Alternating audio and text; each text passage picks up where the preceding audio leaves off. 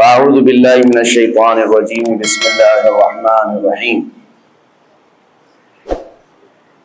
اليوم اکملت لکم دینکم واتممت علیکم نعمتی ورضیت لکم الاسلام دینا صدق اللہ مولانا العظیم۔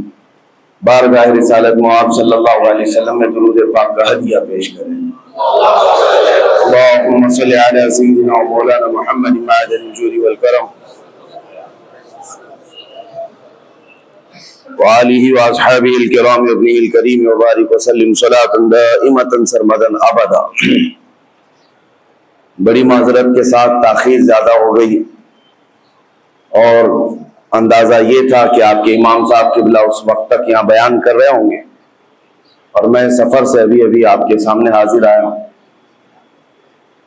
اور زندگی پوری سفر بن گئی ہے۔ اللہ تبارک و تعالیٰ اس میں برکت عطا فرمائے۔ میرے عزیزوں، کچھ اہم چیزیں آج کے دور کے تقاضے کے مطابق آپ کے سامنے رکھتا ہوں۔ ہمارے لیے سب سے امپورٹنٹ چیز یہ معلوم کرنا ہے کہ ہمارے لیے سب سے اہم مسئلہ کیا ہے جس پر ہمیں توجہ دینی چاہیے۔ مسئلے تو بہت ہیں، پریشانیاں، مشکلات اور بہت ساری چیزیں ہیں، لیکن انسان عقل مند وہ ہے جو یہ فیصلہ کر لے کہ مجھے فوکس کس پہ کرنا ہے۔ جس دن اسے یہ سمجھ آ جائے گی کہ پریشانیاں تو 100 ہیں، 150 ہیں، 200 ہیں، لیکن ان میں سے اہم چیز کیا ہے، تو میں سمجھتا ہوں وہ حل سمجھ جائے گا اور وہ اپنے وقت کو اور اپنے انرجی کو، اپنی زندگی کو ضائع نہیں ہونے دے گا۔ آج زندگی کے بے شمار مسئلے ہمارے ساتھ، لیکن ہم الجھے ہوئے کس پہ ہیں؟ کن باتوں پر ہم ڈسکس زیادہ کرتے ہیں؟ کون سی چیزوں میں ہم ایک دوسرے کے گریبان پکڑے ہوئے ہیں؟ یہاں پر آ کر ہمیں تنبیہ کرنا پڑتا ہے۔ جب گھر پر آگ لگی ہو تو آپ آٹے، چاول اور نمک کے لیے جھگڑا نہیں کر رہے ہوں گے، بلکہ آپ کے لیے اہم مسئلہ یہ ہے کہ میرے گھر کی 4 دیواری کو محفوظ کر لوں۔ تو مسائل میں یہ سمجھنا بہت ضروری ہے کہ چھوٹا کیا ہے، بڑا کیا ہے۔ مثال کے طور پر میں آپ کے سامنے ایک بات عرض کروں، اللہ 1000 بار نہ کرے کسی کے گھر میں اگر آگ لگ گئی اور پورا گھر آگ کے لپیٹوں میں جھلس رہا ہے اور اس گھر کے اندر آپ کا ایک بچہ چھوٹا سا پھنس گیا ہے، آپ کسی طرح گھر کے اندر داخل ہوئے اور بچے کو قریب تھا کہ آگ اپنی لپیٹ میں لے لیتی، بچا سکتے تھے آپ، لیکن ساتھ میں بچے کے قریب میں ایک سوٹ کیس بھی پڑا ہوا ہے جس میں بہت ساری آپ کی رقم، کمائی ہوئی محنت کے پیسے سب اس میں رکھے ہوئے ہیں۔ آگ اسے بھی پکڑنے والی ہے، ان قریب وہ بھی آگ کی لپیٹ میں پورے مال و دولت جلنے والا ہے آپ کا۔ اب فیصلہ آپ کے پاس ہے، وقت بہت شارٹ ہے، ایک طرف وہ پیسوں کے اور بہت سارے مال کا سوٹ کیس ہے اور ایک طرف آپ کا عزیز از جان بچہ ہے۔ کس کو بچانا چاہیے؟ ایک عقل رکھنے والا بندہ صاف سی بات ہے وہ سوٹ کیس کی طرف نہیں دیکھتا، بلکہ اپنے جان سے زیادہ پیارے بچے کی جان کی حفاظت کرتا ہے، کیونکہ عقل میں اتنی بات تو ہے، اتنا سینس سب کو ہے کہ مال پھر کمایا جا سکتا ہے لیکن جان بچانا زیادہ ضروری ہے۔ اگر بچہ ہمارا بچ گیا تو مال پھر سے آ جائے گا۔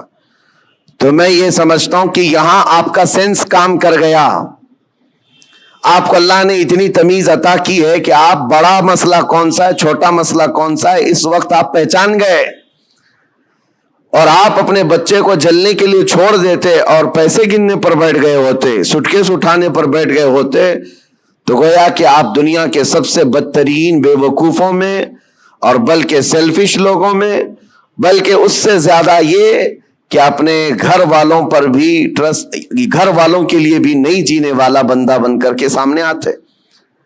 دنیا دار، ہوس پرست، لالچی سب چیزیں آ جاتی ہیں اگر چھوٹے مسئلوں پر آپ اپنی انرجی ضائع کرتے۔ ایک ایگزامپل میں نے آپ کے سامنے رکھی۔ اس طرح میرے عزیزوں، آج امت کے بے شمار مسائل ہیں، امت کن کن مسئلوں سے گھری ہوئی ہے، ہمیں ان چیزوں پر ڈسکس کی بجائے آج باضابطہ طور پر مائنڈ ڈائیورٹ کر کے چھوٹے مسئلوں پر لگایا جاتا ہے۔ خاص طور پر اور ہم نے تو ان تمام چیزوں میں بہت سارے علماء کو بھی دیکھا، ان کو جن مسائل کے لیے آج کمر بستہ ہونا چاہیے، پوری قوم اور امت کے لیے ایک مرشد کی حیثیت سے سامنے آنا چاہیے، ان مسائل کو چھوڑ کر وہ بہت چھوٹے سے مسائل میں ڈیبیٹ کر رہے ہیں، چھوٹے سے مسائل میں ایک دوسرے کے اختلافات کو پورے مجمع میں لا کر ظاہر کر رہے ہیں۔ تو یہ بات یہ ہے جو سینس کے خلاف ہے۔ آج امت کے لیے مسائل کتنے بڑے بڑے ہیں۔ میں مانتا ہوں نشہ عام ہے ہمارے ہاں، اور ہمارے ہاں علم کی کمی بہت زیادہ ہو گئی، اخلاق کی کمی بہت زیادہ ہو گئی ہے، ہمارے ہاں سود آ گیا ہے، جوا آ گیا ہے، شراب آ گئی ہے، سب آ گیا ہے ہمارے محلوں میں۔ یہ بھی مسائل ہیں جس سے ہم جوجھ رہے ہیں، لیکن ان تمام مسائل میں جو سب سے بڑی آگ لگی ہے وہ ہے عزت مصطفیٰ کی حفاظت، رسول کریم صلی اللہ تعالی علیہ وسلم کی عزت کی حفاظت۔ یہ سب آسانی سے ایک ساتھ نہیں ہوا، سٹیپ بائی سٹیپ ہوتا رہا۔ آج جو درندے کھل کر کے اسلام کے خلاف، قرآن کے خلاف، رسول پاک کی ذات کے خلاف بھونک رہے ہیں، یہ تمہارا لاسٹ سٹیج تھا۔ یہاں آزمائش تمہاری ہے کہ آپ مسائل میں کن مسائل کی طرف آپ زیادہ توجہ دیں گے۔ تمہارے لیے سب سے بڑا مسئلہ تمہارا دین ہے، تمہارے نبی پاک کی عزت ہے، جان ہے وہ جہان کی، جان ہے تو جہان ہے، پوری کائنات کے لیے وہ جان ہے۔ اگر ان کا نام سلامت ہے تو ہم سب کی زندگی سلامت ہے، کیونکہ اللہ تعالیٰ کا وعدہ ہے ہمارے ساتھ کہ دنیا میں تمہیں کس لیے بھیجا گیا ہے، وہ رسول پاک کی امانت بنا کر، امت بنا کر بھیجا گیا ہے۔ اگر ان کے لیے آپ سیریس نہیں ہو سکے اور چھوٹے چھوٹے مسئلوں میں سیریس بن گئے تو گویا کہ آپ وہی کام کر رہے ہیں جو میں نے اگزامپل میں دیا، مثال میں دیا۔ گھر پر آگ لگی، آپ اپنے بچے کو بچانے کی بجائے اپنے مال کی طرف دیکھ رہے ہیں۔ آج میرے عزیزو، کیا اختلافات اس قدر نہیں عام ہو گئے ہمارے ہاں تو وہ بھی معاملات ہیں کہ ماں اور بیٹے کے اختلافات اتنے زیادہ کہ دونوں کورٹ میں جا چکے ہیں، صرف چھوٹی سی بات کو لے کر۔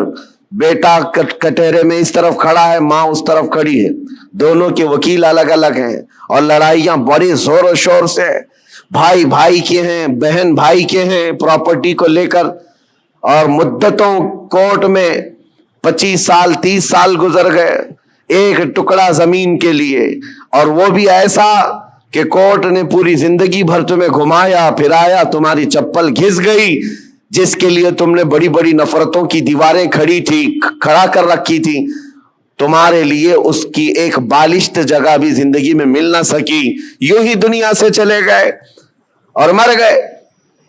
تو جو لا یعنی چیزیں ہیں اس کے لیے اتنی انرجی ضائع کرنا، یہ بیوقوفی ہے۔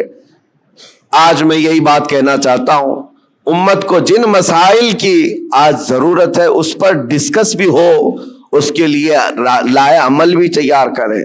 لوگ آ کر کے آج یہ مسائل ضرور رکھیں۔ دیکھیں، آج محرم کا یہ مہینہ چل رہا ہے، اس کو آپ میری تنقید نہ سمجھیں اور نہ ہی میں کوئی گستاخ ہوں۔ میں مولا امام حسین رضی اللہ تعالیٰ عنہ کا پیدائشی شہدا ہوں۔ الحمدللہ ہمیں ہمارے گھروں سے یہ گٹھی میں پلائی ہوئی محبت ہے، لیکن محرم کے آتے ہی جتنا ایکٹیو ہمارے محلے ہوتے ہیں، سارے جگہ پر ایک جگہ 51 دیگ کھچڑا بنا ہے، دوسری جگہ کمپٹیشن میں 100 دیگ کھچڑے بنائے، 51 دیگ 100 دیگ، ٹھیک ہے پکاؤ کھلاؤ، لیکن ایک بات میں آپ کو بتاؤں، کھلانا ثواب ہے، کس کو کھلانا؟ پیٹ بھرے ہوئے کو کھلانا؟ یہاں تو حال یہ ہے جو خود گھر میں کھا کھا کر موٹے ہو چکے وہی کھچڑا کھانے بھی آ گئے۔ کوئی ایسا بندہ تو ہمیں نظر نہیں آیا جس کے گھر میں ایک روٹی بھی نہیں ملتی اور وہ آ کر کے کھا گیا ہو تو اس کے لیے ثواب ہی ثواب ہے۔ غربا اور مساکین کو کھلانا بہت بڑا ثواب ہے۔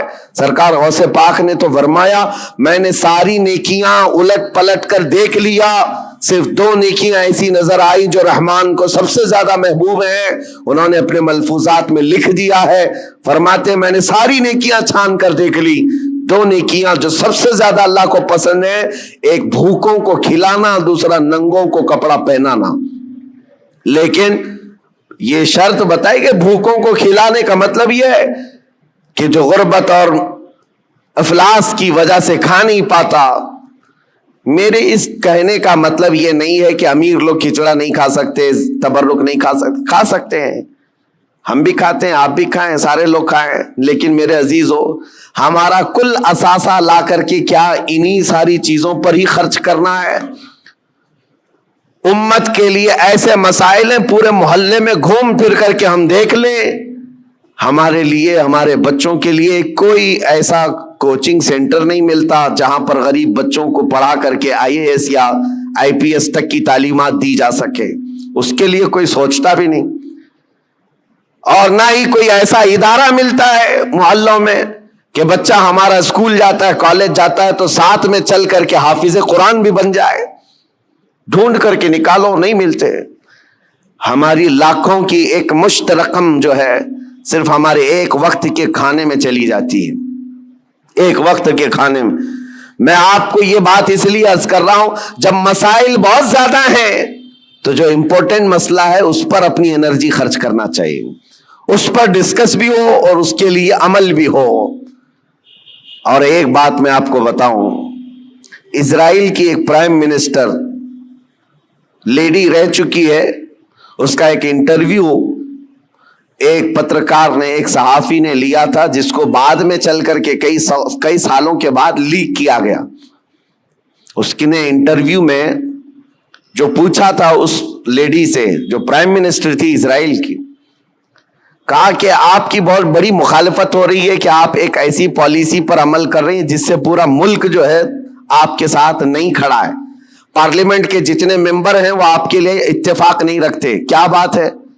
کہا یہ وہ دور تھا جب اسرائیل میں کرائسس تھے, مال کی کمی تھی, لوگوں کے ہاں بزنس نہیں تھا, تجارت نہیں تھی اور جاب نہیں تھے. اس وقت جو پرائم منسٹر ہے وہ اسلحات کی ڈیل کر رہی تھی, ڈیفنس کے سامان, اسلحے خرید رہی تھی اور اس پر سگنیچر ہو رہے تھے, ایگریمنٹ بن رہے تھے.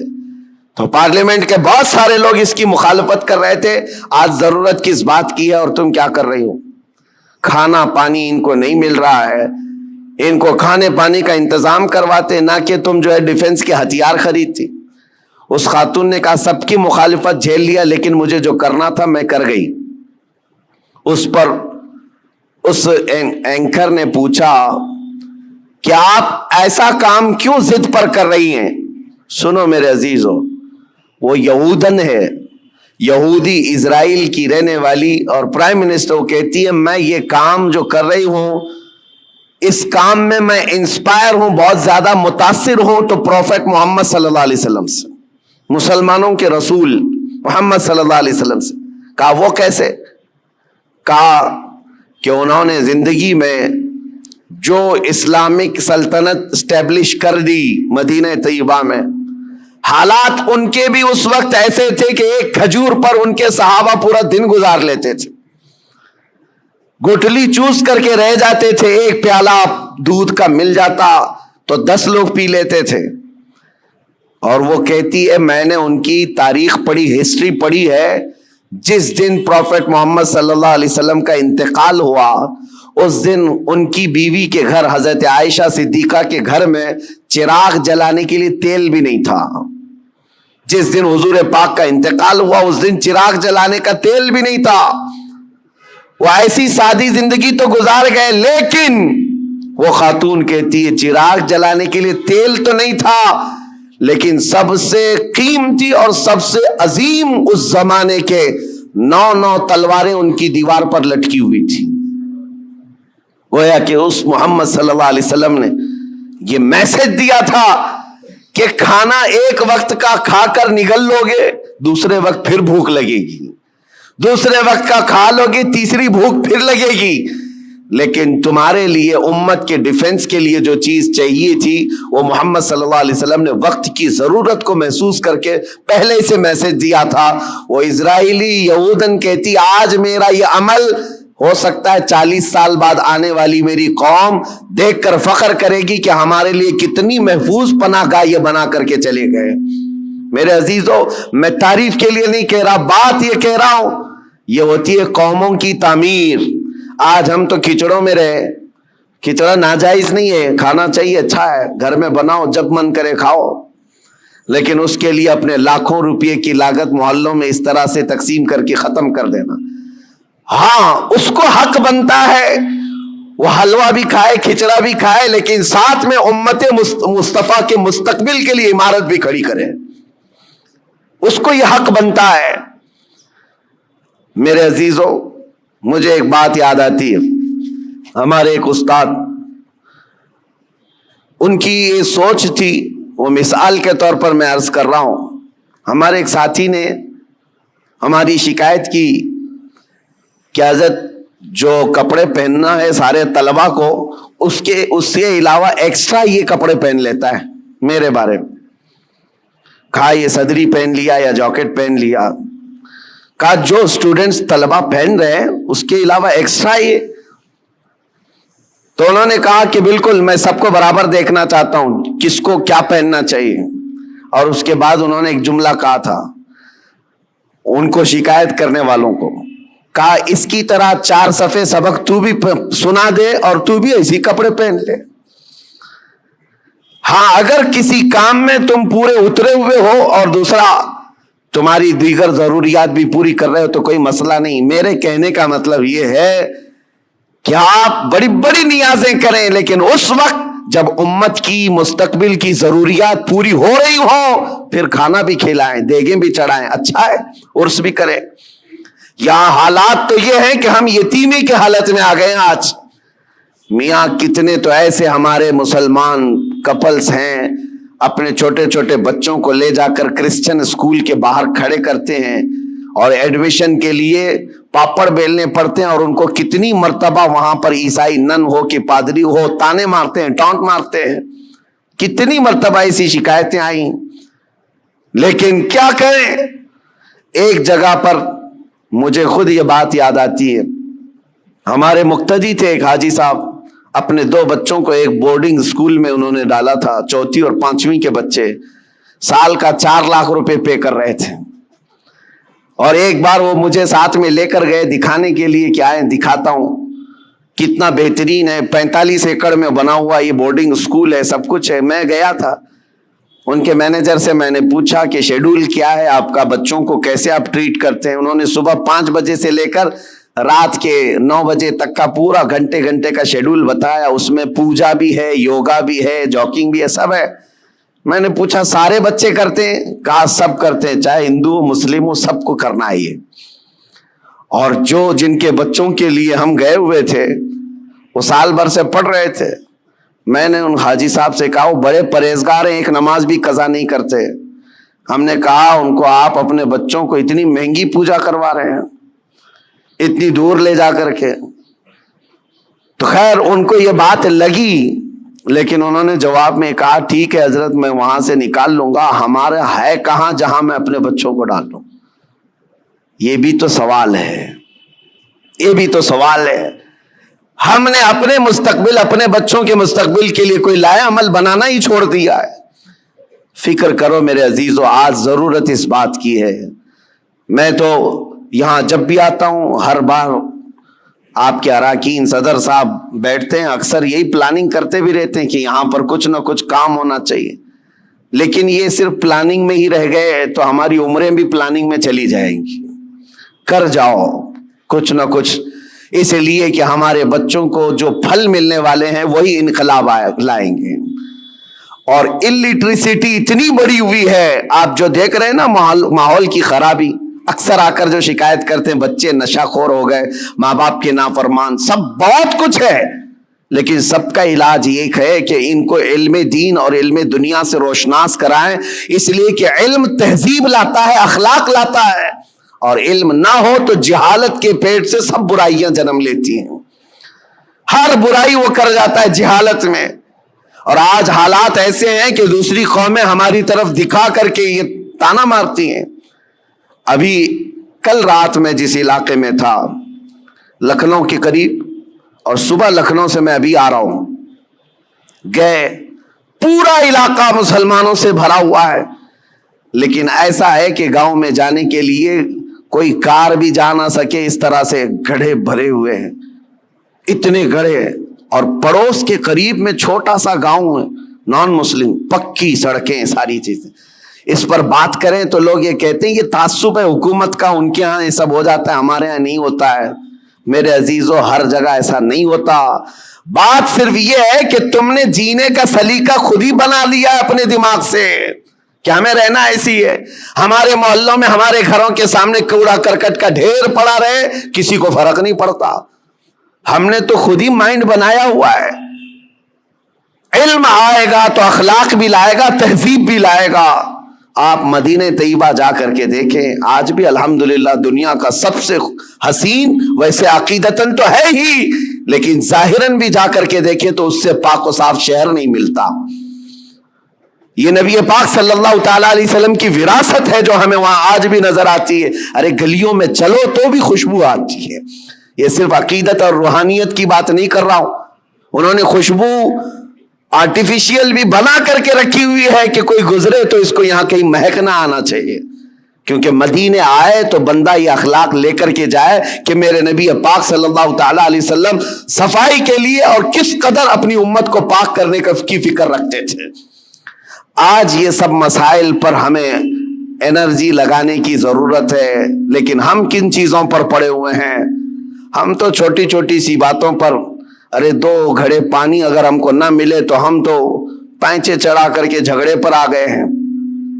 ہم کو اگر چھوٹی سی زمین کا مسئلہ ہو تو ہم 25 سال بھی لڑنے کو تیار ہیں. یہ مسائل نہیں ہے. اور اسی طرح سے جو سوشل میڈیا پر آج مناظرے کا اڈا بنا ہوا ہے، ایک جماعت اس جماعت پر، اس جماعت کو اس جماعت پر. اور ابھی ایک مولانا صاحب نے مجھ سے یہ شکایت کیا، کہا کہ کچھ لوگوں نے ہمارے خلاف ایسا بیان کر دیا کہ اس مسجد میں نہ جائیں، یہ امام صاحب کے پیچھے نماز نہیں ہوگی. ہم نے پوچھا کہ کیا ان کو تکلیف کس بات کی ہے؟ کہا وہ ایسا ہے کہ سلسلے کی لڑائی ہیں، وہ دوسرے پیر صاحب کے مرید ہیں، ہم دوسرے پیر صاحب کے مرید ہیں. لیکن اس سلسلے کی لڑائی سے ہم نے پوچھا کیا وہ سنی ہے؟ کہا وہ بھی سنی. آپ سنی ہیں؟ آپ بھی سنی ہیں، اور دونوں اعلیٰ حضرت کے شہدائی ہیں. کہا پھر جھگڑا کس بات کا؟ کہا نہیں، وہاں سب میرے خلاف ان لوگوں نے یہ بات کر دی ہے کہ ان کے پیچھے نماز نہیں ہوگی اس لیے کہ یہ اشرفی ہیں، یہ فلاں ہیں. میں نے کہا یہ تو غنیمت ہے ان لوگوں کو، سوچے عیسائی تو نہیں ہے. اتنا تعصب بھرتا ہے تو جہالت سے بھرتا ہے. اور کن مسائل پر آج تم لگے ہوئے ہو؟ یہاں تو پوری آگ لگانے کے لیے درندے کود رہے ہیں اور تم اپنے آپس میں گریبان پکڑے ہوئے ہو. کیا آپ کو پتا نہیں ہے ہماری پوری جینوسائیڈ کرنے کے پلان بنے ہوئے ہیں، نسل کشی، نسل ختم کرنے کے معاملات چل رہے ہیں. ہماری پوری ناگرکتا، ہماری سٹیزن شپ ختم کرنے کی بات، آئندہ چل کر کے ان کو ووٹنگ پاور تک نہ رہے، یہ پلان ہے سب چیزیں. وہ سب چیزوں کو چھوڑ کر کے ہم تو کن مسائل میں الجھے ہوئے ہیں. اسی لیے کسی نے کہا، اگرچہ محاورہ ہو، تاریخ سے اس کا تعلق ہے یا نہیں، لیکن یہ بات مجھے لگتی ہے کہ بغداد میں جب ہلاکو حملہ کرنے آیا تھا اور پورے بغداد کی اینٹ سے اینٹ بجا دیا تھا، تباہ کر دیا تھا اس نے، پورے بغداد میں 2 لاکھ سے زیادہ لاشیں بچھائی گئی تھی بغداد شہر میں. لیکن یہ ایک محاورتاً یہ بات کہی جاتی ہے، جس وقت ہلاکو بغداد پر حملہ کرنے آیا ہوا تھا اس وقت 2 جگہ جماعتیں مناظرہ کر رہی تھی مسواک کے بارے میں، 4 انچ کی ہونی چاہیے کہ 3 انچ کی ہونی چاہیے. یہ تاریخ سے اس کا تعلق ہو یا نہ ہو، لطیفے کے طور پر ہی کیوں نہ ہو، لیکن بات میں یہ کہتا ہوں اسی کی مثل آج چیزیں کی جا رہی ہیں. جو اہم مسائل ہیں ان کو چھوڑ کر کے جو چھوٹے مسائل ہیں ان پر ہماری پوری انرجی ختم کی جا رہی ہے. آج کئی مدعے ہیں اس طرح کے بات کرنے کے، لیکن میں صرف اتنا کہنا چاہتا ہوں کہ آج اللہ تبارک و تعالیٰ نے آپ کو عقل سلیم عطا کیا ہے تو فیوچر پلاننگ کریں اپنے بچوں کے لیے اور کچھ نہ کچھ ایسی چیزیں کر جائیں. ایک بات اور بتاؤں، بہار میں اتنے جلسے ہوتے میں 365 دن بھی تاریخ دے دوں تو بھی کم ہے ان کے لیے. ہم ابھی 2022 کی بات کر رہا ہوں، بہت بڑے جلسے میں گئے، لاکھوں کا خرچہ کرتے ہیں، پوری رات بھر جلسہ ہوتا ہے. ایک رپورٹر تھے جنہوں نے اینالائز کیا تھا وہ میرے پاس ایک رپورٹ لا کر کے بتایا کہ حضرت پورے سال بھر میں ایک ہی اسٹیٹ بہار میں 4000 جلسے ہوئے، 4000 جلسے، اور وہاں کے رات بھر چلنے والے جلسوں کو میں نے بہت قریب سے دیکھا ہے کہ اس قدر وہاں پر اہتمام کے ساتھ جلسے کرتے. میں جلسوں کا مخالف نہیں، ٹھیک ہے، دین پھیلانے کا ایک ذریعہ ہے، لیکن ہوتا کیا ہے، انہوں نے کہا کہ کم از کم ایک جلسے میں 5 لاکھ روپے خرچ ہوتے ہیں، اس سے کم نہیں، بلکہ زیادہ سے زیادہ ہم نے دیکھے 10-10 لاکھ 15-15 لاکھ ایک رات کے جلسے میں وہ لوگ خرچ کرتے ہیں. منیمم 5 لاکھ روپے خرچ کے حساب سے 4000 جلسوں کا جب یہ رپورٹ نکالی گئی تو انہوں نے سال بھر میں ایک ہی اسٹیٹ میں، یہ غریب لوگوں کی بات کر رہا ہوں، 2000 کروڑ روپے خرچ کیے. 2000 کروڑ روپے راتوں میں یہ خرچ ہوئے ہیں.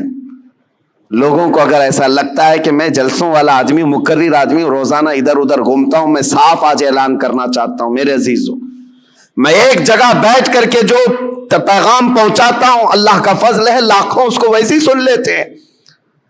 بہت بڑے اسٹیج لگانے کی، کانفرنس کرنے کی ضرورت نہیں، اور نہ ہی میری کوئی خواہش ہے، اور نہ ہی میں کہیں پر نذرانے یا لفافے طے کر کے جاتا ہوں، میرا معاملہ ہے نہیں. لیکن دل دکھتا اس بات پر ہے 2000 کروڑ روپے سال بھر میں ایک اسٹیٹ کے اندر خرچہ ہو گئے. ٹھیک ہے، دین پھیلانے کے لیے آپ نے کیے، لیکن دوسری طرف آپ پورا ڈھونڈ کر کے نکالو، مسلمانوں کے لیے ایک یونیورسٹی بھی نہیں ہے پورے اسٹیٹ میں، ایک بھی نہیں ہے. اور ایک چھوٹی سی جماعت جو 0.5 میں جن کا پرسنٹیج آتا ہے ہندوستان میں، وہ ایسے دھرم کے لوگ جن کی تقریباً 11-12 یونیورسٹی ایک ایک اسٹیٹ کے اندر یا پورے ہندوستان کو ملا کر، یونیورسٹی کی بات کر رہا ہوں، چھوٹے کالج کی بات نہیں کر رہا ہوں. تو کیا یہ باتوں پر مجھے رکھنا نہیں چاہیے؟ یہ کوئی میں لفاظی نہیں کر رہا ہوں. کہاں تمہاری رقم جا رہی ہے اور کن مسائل پر انرجی خرچ کر رہے ہو؟ رات کا جلسہ ہو تو گیا، صبح ان کو پکڑ کر کے پوچھو تو یاد بھی نہیں کیا بیان ہوا کیا نہیں، ہاں ہو کرتے رہے، 8 دن کے بعد پورا ہی بھول گئے. پھر کیا بہت بڑا کام کیا دین کا، کون سی تبلیغ کیا؟ ہاں، اس کی بنسبت، اس کے بجائے اگر کوئی ایسا ادارہ وہاں پر قائم ہوتا تو میں سمجھتا ہوں یہ 4000 جلسے کی بجائے 4 بھی ادارے ہر سال قائم ہوتے رہے، 10 سال کے بعد دیکھو لہلہاتا ہوا فصل قائم ہو جائے، امت مصطفیٰ کے لیے ایک بہت بڑا قلعہ بن جائے، ایجوکیشن کے لیے، علم کے لیے.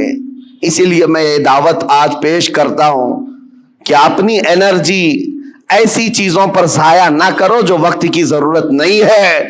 ان چیزوں میں اپنا ایک ایک روپیہ خرچ کرو جو امت مصطفیٰ کے فیوچر کے لیے اچھا ہو. اللہ کریم ہم سب کو کہنے سننے سے زیادہ عمل کی توفیق عطا فرمائے. مولا کریم جتنی بقیہ ماندہ زندگی ہے ہماری، ہمارا ہر پل اور ہر لمحہ امت مصطفیٰ کی خدمت میں لگانے کی توفیق عطا فرمائے. دین اسلام کا ہمیں سچا خادم بنا کر کے اٹھائے، اور دنیا میں بھی اور آخرت میں بھی رسول اللہ کا وفادار بنا کر ہمیں اٹھائے. وآخر دعوانا ان الحمد للہ رب العالمین. السلام علیکم.